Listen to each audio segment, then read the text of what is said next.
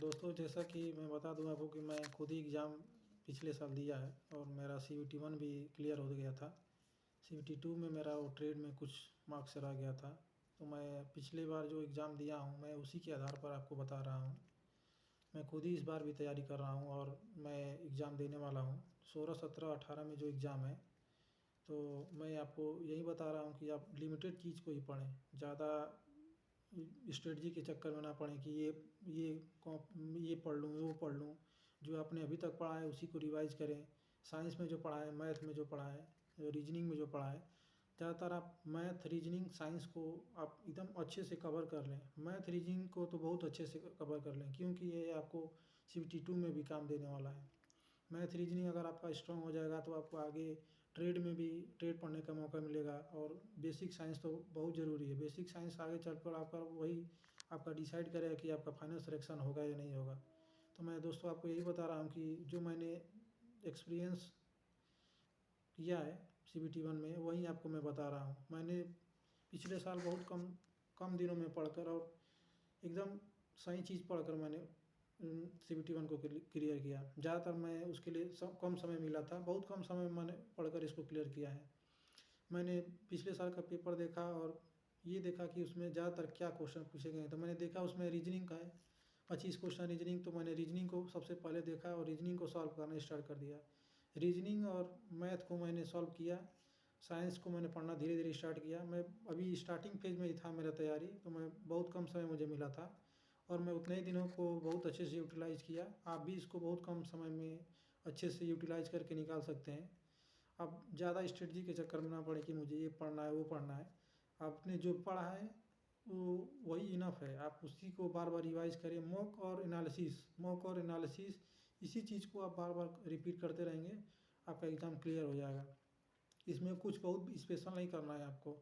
बहुत देख रहे हैं हम यूट्यूब पे, आपको पूरा UPSC का सिलेबस इतना ज़्यादा बता रहे हैं, उतना कुछ नहीं पढ़ना है।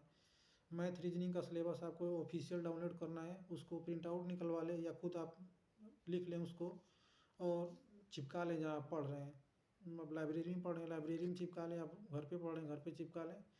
और साइंस का सिलेबस नहीं दिया है दोस्तों। साइंस और GK GS का सिलेबस करेंट अफेयर्स का नहीं दिया है।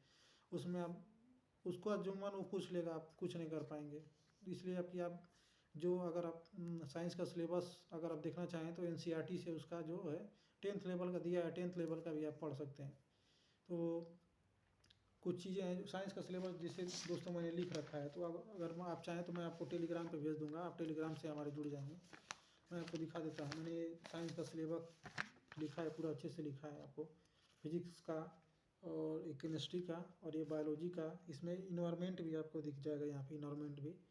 तो ये सिलेबस मैंने वो नीरज साइंस मैग्नेट सर हैं, उन्हीं से पढ़ा है। तो मैं उन्हीं का सिलेबस लिखा हूँ दोस्तों। बाकी मैंने खुद सेल्फ स्टडी किया है और मैंने सेल्फ स्टडी करके ये LP CUT 1 को क्रैक किया है।